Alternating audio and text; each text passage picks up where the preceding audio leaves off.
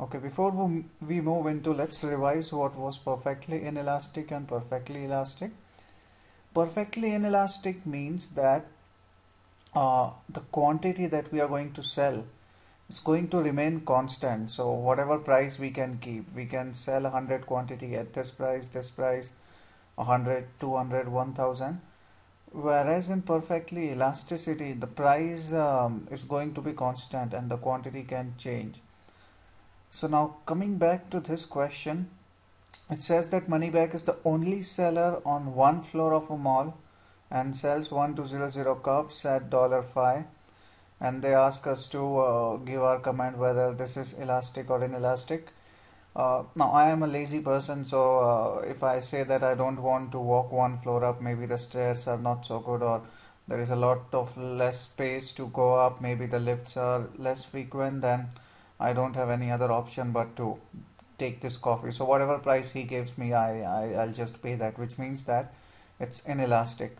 On the other hand, if the stairs are good, the lift frequency is good, and it's very easy to go up and down, then you can say that it's elastic, uh, which means that we cannot change the price. Whatever the price is given to us, we have to stick with that. An elastic is another way of looking at elastic. Inelastic is that if you decrease the price, you can sell more. But here, if you decrease the price, if you take a less of a price, and if you increase the price, still people are going to buy, because you see here, if I took a price of 1, I was able to sell this quantity. If I am taking a very high price, I'm still able to sell a lot. So whatever I did, I changed the price, but nothing happened. Here, if you change the price, everything would vanish. So that would depend on uh, how I look at that. Now it asks us to calculate whether this is elastic or inelastic. So based on the assumption, I am a lazy guy, so I won't go one floor to get another coffee. I would rather pay $1 more, or if everybody is like me and that's the case, then it would be inelastic. Now we have to search a number for inelastic.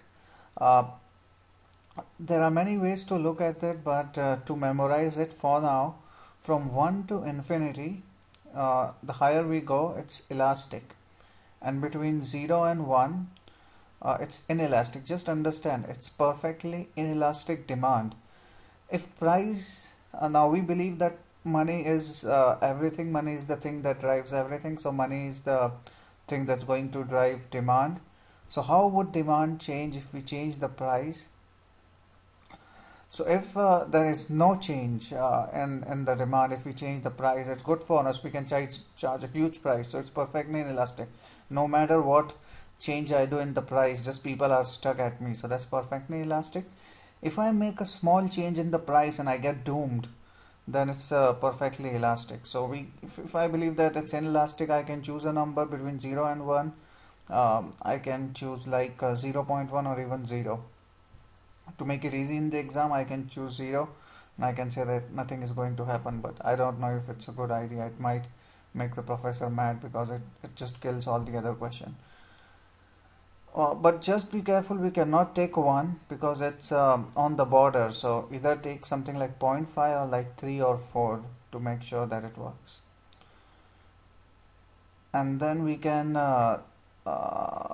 based on our option, we can define whether how much price is going to change. So he reduces the price by 20%. So if the price is reduced by 20%, what would happen? And that's one thing that we want to search here.